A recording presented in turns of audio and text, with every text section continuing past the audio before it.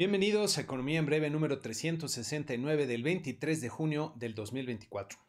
En México, el INEGI dio a conocer el indicador oportuno de la actividad económica que, recordemos, es una estimación estadística que busca anticipar un poco los resultados del indicador global de la actividad económica, el IGAE. Como pueden ver aquí en el cuadro, para el IGAE de abril pronosticaban una caída de 0.3%, mientras que para mayo preveían un crecimiento de 0.3%, que de validarse en los hechos dejaría al IGAE en un nivel ligeramente inferior al que habría alcanzado en marzo. Para el mes de mayo anticipan un crecimiento de 0.4% tanto para el sector industrial como para el de servicios. Esta semana se publicaron también las cifras del IGAE, pero del mes de abril, que fueron muy, pero muy malas, como pueden ver en este cuadro del INEGI, ya que la magnitud de las caídas fue importante y más profunda a lo que anticipaba el indicador oportuno que acabamos de comentar. El IGAE total registró una fuerte caída de 0.6%, observándose caídas importantes en sus principales divisiones. Si agregamos al cuadro los números que anticipaba el indicador oportuno, vemos que hubo diferencias importantes en el total y sobre todo en el de los servicios. Hay que notar que estos crecimientos se calculan con las cifras desestacionalizadas, que son una manipulación estadística de las cifras para tratar de filtrar los llamados efectos estacionales, pero este filtrado puede estar sujeto a muchos inconvenientes, sobre todo por los fuertes cambios que produjo la pandemia en el comportamiento de los indicadores, así que hay que tomarlas con la debida reserva. En esta siguiente gráfica pueden ver que con la caída de abril el IGAE se mantiene básicamente estancado en los últimos 8 meses, lo que refleja debilidad en la actividad económica. El sector industrial presentó una caída importante de 0.5%, también dentro de una tendencia lateral de estancamiento por varios meses. Al interior de la industria, las manufacturas, que son el componente de mayor peso, se contrajeron con fuerza 1.5% y comienzan a mostrar una tendencia descendente que resulta preocupante. En contraste, la construcción creció con fuerza en abril 1.8%, como pueden ver aquí, aunque no han logrado romper la situación de estancamiento que presentan desde agosto del año pasado. Los servicios, que son los que se han mantenido más dinámicos y han provisto buena parte del impulso de la economía, cayeron 0.6% en abril, lo que es una mala noticia. Sin embargo, aún se mantienen dentro de una tendencia ascendente, por lo que habrá que ver si en los próximos meses logran mantenerla o también están cambiando de tendencia. También en la semana se publicaron las cifras de oferta y demanda agregadas del primer trimestre, que pueden ver en este cuadro resumen del INEGI. La oferta de bienes y servicios que se tiene en la economía corresponde a lo que se produce internamente, que es medido con el Producto Interno Bruto, más lo que se importa del extranjero, y por definición es idéntica a la demanda agregada, que se divide de acuerdo a los usos que se les da a los bienes y servicios. Como pueden ver en el cuadro, la oferta y la demanda crecieron con fuerza 1.5% trimestral. Para que se den una idea, si se repite todos los 4 trimestres del año, esto llevaría a una tasa anual de 6.1%. El comportamiento de los componentes fue muy curioso, ya que el PIB apenas creció 0.3% en el trimestre, pero las importaciones se dispararon 4.1%. Por el lado de la demanda, los principales componentes son el consumo privado, que se disparó 1.5%, y la formación bruta de capital, que es otra forma de llamar a la inversión, que creció un sólido 0.8%. Las exportaciones, en cambio, no crecieron nada, mientras que el consumo del gobierno creció un modesto 0.3%. La variación de existencias corresponde al cambio en los bienes y servicios que se quedan en los inventarios de las empresas, y la discrepancia estadística es básicamente lo que no cuadra. En esta siguiente gráfica pueden ver que el consumo privado se mantuvo creciendo de forma sólida y dentro de una franca tendencia ascendente. La inversión, en cambio, se ha desacelerado respecto al fuerte impulso que tuvo el año pasado. Llama la atención que la fortaleza de los principales renglones de la demanda interna, que son el consumo privado y la inversión, aparezcan con gran fortaleza y que esto no se refleje en el total de la producción, es decir, en el PIB, pero esto se explica por el crecimiento de las importaciones, que a su vez se explica por la fortaleza de nuestro tipo de cambio, que alcanzó niveles de sobrevaluación muy importantes en los meses pasados. Hacia adelante veo difícil que el consumo privado logre mantenerse con la misma fuerza y me parece que la inversión tendrá que ajustarse a la realidad de tener un cambio profundo como resultado de las elecciones de las reformas que se pretenden implementar, que son eminentemente contrarias al libre mercado y al buen funcionamiento de la economía. Esto pinta un panorama complicado y más bien adverso para la economía y los negocios en lo que resta del año y sobre todo para el 2025. Esta semana se publicaron también las cifras de las ventas comerciales del mes de abril, que pueden ver en este cuadro del INEGI con un crecimiento sólido de 0.5% mensual en las ventas al por menor, que contrasta fuertemente con el desplome en las ventas al por mayor de 4.1%. En esta gráfica pueden ver la evolución de las ventas al por menor en los últimos años, donde se observa una situación de estancamiento de cerca ya de un año que no logra romperse con el resultado de abril. Las ventas al por mayor presentan un desempeño mucho más preocupante, con un fuerte desplome desde el pico que alcanzaron en septiembre pasado. En el entorno político de México, la virtual presidenta electa Claudia Sheinbaum presentó a las primeras 6 personas que integrarán su gabinete, que al parecer generaron reacciones positivas en lo general, salvo en el caso de Ernestina Godoy al frente de la Consejería Jurídica de la Presidencia, ya que muchos tienen muy presentes varios casos en los que fabricó delitos inexistentes para proceder contra algunas personas cuando estuvo en la Procuraduría de la Ciudad de México. Alicia Bárcena la nombra como secretaria de Medio Ambiente, que está en línea con su experiencia y trayectoria. A Juan Ramón de la Fuente lo nombra canciller, también muy acorde con su experiencia y prestigio. A Marcelo Ebrard lo nombra al frente de la Secretaría de Economía, que tendrá la importante labor de revisar el Tratado México-Estados Unidos-Canadá con la siguiente administración que resulte de Estados Unidos, para lo que en general se percibe que está a la altura, ya veremos. A Rosaura Ruiz la pondrá al frente de lo que era el CONACYT, pero que ahora se convierte en una secretaría y se le agrega las humanidades, al parecer, con temas de educación superior. A Julio Verdegué como secretario de Agricultura. Lo que me llama la atención de estos primeros nombramientos son dos cosas. Está tratando de conseguir niveles de experiencia y trayectoria que empatan con los cargos, lo que es una buena señal, y sobre todo que solo 2 de los 6 podrían considerarse más cercanos a López Obrador que a Claudia Sheinbaum, es decir, que por lo pronto está logrando poner a su gente. Regresando al nombramiento de Godoy, resulta preocupante que la importante oficina de la Consejería Jurídica esté nombrando una persona que no tiene grandes méritos académicos o como abogada, sino a una persona totalmente incondicional que ya ha mostrado su inclinación a no detenerse ante la ley para cumplir sus encargos, lo que me parece una señal evidente de un mayor autoritarismo en el gobierno que viene. Por otro lado, Sheinbaum se reunió con empresarios que en lo general le expresaron su respaldo y su disposición para seguir invirtiendo en el país, pero que en voz de Rolando Vega, presidente del Consejo Mexicano de Negocios, que agrupa a las empresas y empresarios más grandes, le expresaron su preocupación por la reforma judicial y la pérdida de independencia del Poder Judicial, así como por otras reformas enviadas por López Obrador, como la eliminación de los órganos reguladores y al sistema electoral, cosa que por cierto me sorprendió que se le hiciera esta preocupación. Sheinbaum respondió que de ninguna manera la reforma al Poder Judicial va a representar autoritarismos ni una concentración de poder, porque ese no es el objetivo. El que quiere engañarse solo creyendo en estas palabras, adelante, pero es evidente que el objetivo de la reforma al Poder Judicial es concentrar el poder, lo que lleva hacia un régimen más autoritario.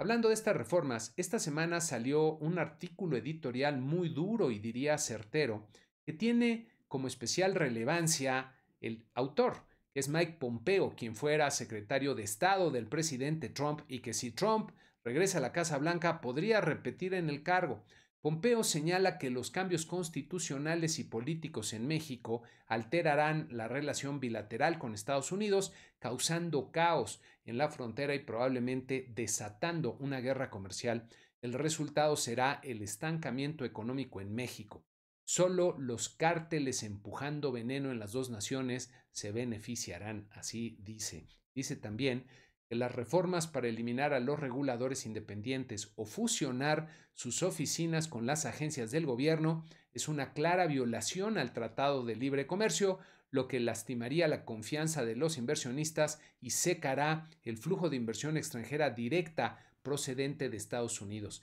refiriéndose a las inversiones que han hecho los Estados Unidos para ayudar a fortalecer el Estado de Derecho en México. El plan de López Obrador de elegir a los jueces derrumbaría casi 2 décadas de progreso de un plumazo, advirtiendo que la noción de que México puede mantener un poder judicial independiente con jueces electos es absurda y profundamente peligrosa. Termina diciendo que las reformas de López Obrador lastimarán a los pueblos de México y de Estados Unidos, y que el pueblo de México, liderado por la señora Sheinbaum, debe tomar acción ahora para evitar este curso para su país, y que la administración Biden debe defender los intereses de Estados Unidos, ayudándolos, se entiende que a Sheinbaum y al pueblo de México. Miren, si algo debe tener un secretario de Estado de Estados Unidos es la capacidad de ver las consecuencias de las acciones que se presentan y desde luego proteger los intereses de Estados Unidos, que en este caso están alineados con los intereses del pueblo de México. Claudia Sheinbaum se enfrenta a un montón de retos como futura presidenta del país y sus decisiones van a tener impactos de diferentes tipos, pero si insiste en aprobar la reforma al Poder Judicial y lo consiguen con el Congreso a modo que tendrán, entonces viene un deterioro muy importante para la República, para la economía y para el nivel de vida de los mexicanos. En otro tema, un comentario de Claudia Sheinbaum me parece que pasó bastante desapercibido, pero es importante, y fue su referencia al déficit fiscal que en el último presupuesto presentado por el gobierno de López Obrador planteaba una meta de déficit fiscal de 3% del PIB para el 2025, pero ella habló de un 3.5% del PIB, lo que representa un déficit de 1.265 billones, con B de bueno, de pesos, con una diferencia de cerca de 181,000 millones de pesos respecto al déficit de 3% del PIB. Sheinbaum apuntó en su reunión con los empresarios que buscará un, entre comillas, equilibrio razonable en las finanzas públicas y no buscará más deuda, señalando que no habrá reforma fiscal. Estos comentarios reflejan una menor intención de tener disciplina fiscal, lo que ante las fuertes presiones que vienen por el lado del gasto social y las presiones de Pemex y de CFE, ponen en perspectiva la pérdida de la calificación soberana en algún momento de los próximos 2 años. Otro de los retos monumentales que enfrenta Sheinbaum es cumplir la promesa que han hecho y el mandato que recibieron del electorado con una población que quiere seguir recibiendo dinero gratis. López Obrador se dedicó a repartir dinero y por eso arrasaron en las elecciones, pero heredó una situación fiscal muy favorable de la administración de Peña Nieto. En cambio, está dejando a Sheinbaum un desastre en las finanzas públicas que no se percibe a simple vista, pero que le recortará enormemente su margen de maniobra en su sexenio. En la siguiente gráfica pueden ver la evolución de un indicador de la disciplina fiscal, o en este caso de la indisciplina, que es el cociente del gasto neto sobre los ingresos presupuestarios, con la flecha amarilla marcando el sexenio de López Obrador, y que luego de una reducción en su primer año de gobierno pasó a deteriorar esta relación de forma continua hasta el sorprendente pico que se estima para el 2024, de acuerdo con lo presentado por Hacienda en los precriterios 2025. El último punto de la gráfica correspondería a lo dicho por Sheinbaum, suponiendo que la diferencia se concentra en un gasto público más abultado, es decir, que el menor recorte en el déficit se da por el lado del gasto, es decir, no se recorta tanto el gasto como se debería. Esta gráfica muestra cómo se ha perdido la disciplina fiscal, que tal parece se perderá aún más en estos próximos años y con las consecuencias que esto implica. Pasando a Estados Unidos, la producción industrial presentó muy buenos resultados en el mes de mayo con un fuerte crecimiento de 0.9%, que resultó el triple de lo que anticipaban los mercados, aunque a pesar de este resultado todavía no logra salir de la tendencia de estancamiento que ha mostrado desde el 2022, como pueden ver en esta gráfica. Al interior de la industria, las manufacturas también crecieron un sólido 0.9%, superando también la expectativa del mercado y quedando todavía dentro de la tendencia lateral. La utilización de la capacidad instalada repuntó un poco para alcanzar 78.7%, apenas por arriba de lo esperado. Por otro lado, las ventas minoristas presentaron malas noticias en el mes de mayo. Las ventas totales apenas crecieron 0.1% por debajo del 0.3% que anticipaba el promedio de analistas del mercado, pero la cifra del mes de abril se revisó de un crecimiento nulo a una caída de 0.2% y como pueden ver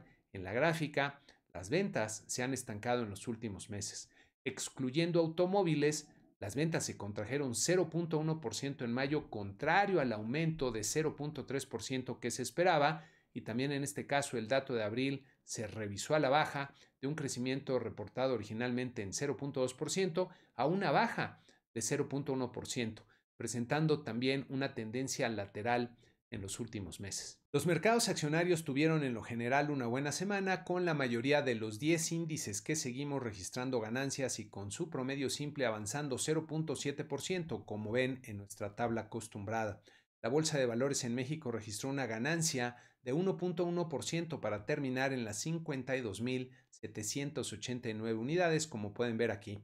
Nuestro mercado cambiario registró un menor nerviosismo, lo que permitió que la cotización del peso bajara un poco para terminar la semana en 18.11 pesos por dólar. La tasa de rendimiento del bono de 10 años de México bajó luego del disparo de las 2 semanas previas, logrando terminar la semana apenas por debajo del 10%, como pueden ver en la línea amarilla de esta gráfica. En el entorno global trascendió el acuerdo al que llegaron Rusia y Corea del Norte, que incluye la asistencia militar y de otros tipos en el caso de que cualquiera sea atacado, así como el intercambio de bienes, especialmente municiones de Corea para apoyar la guerra de Rusia en Ucrania y energéticos de Rusia a Corea. Con esta alianza sigue creciendo la tensión entre Occidente y el frente común que están haciendo Rusia con China, Irán y ahora Corea del Norte.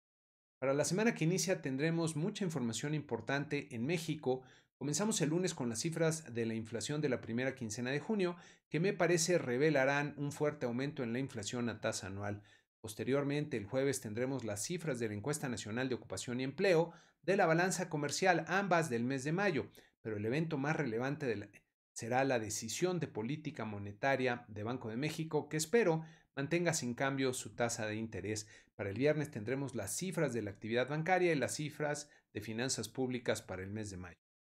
En Estados Unidos tendremos el jueves la revisión final de las cifras del PIB del primer trimestre, pero la atención se concentrará en el primer debate presidencial entre Joe Biden y Donald Trump, terminando el viernes con el reporte de ingreso y gasto personal en consumo.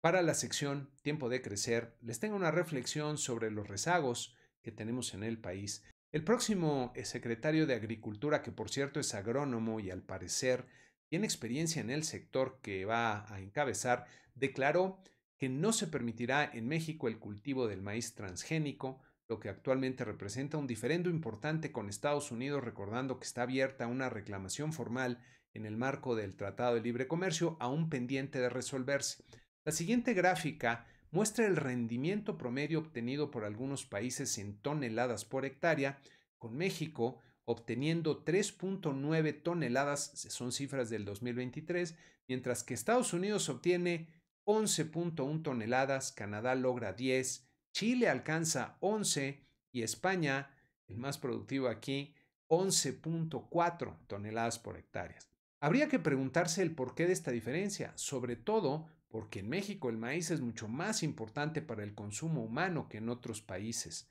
Buscando en el pasado, resulta que nuestra productividad para el maíz tiene el mismo nivel que tenía Estados Unidos en 1961, es decir, hace 63 años. La respuesta a las diferencias en el rendimiento tienen que ver con temas como la vocación de la tierra, que es la facilidad con la que se puede producir dadas las características del terreno. En Estados Unidos y Canadá, por ejemplo, hay grandes planicies que son mucho más fáciles de cultivar que, por ejemplo, las sierras de Oaxaca o Veracruz.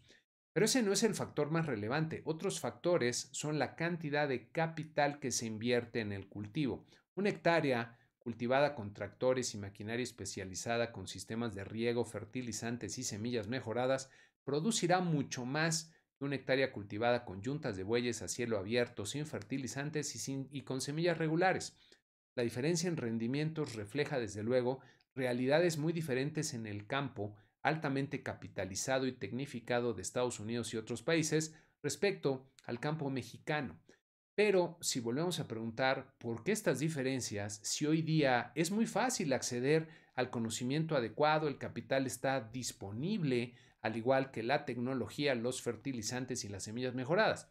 La respuesta, en mi opinión, tiene que ver con la muy pobre capacidad de cooperación que tenemos entre los mexicanos, que no acabamos de entender que necesitamos movernos hacia una economía de mercado que permite el desarrollo de las fuerzas productivas con un gobierno eficiente que no sea el protagonista de la economía y propicie el mal uso y despilfarro de los recursos. Lo que estoy viendo con el nuevo gobierno cada vez que hablan de un nuevo modelo económico es que vamos para atrás en el desarrollo, como lo vimos en las gráficas, que en lugar de un modelo nuevo, lo que anuncian nos está regresando al modelo de los 70s,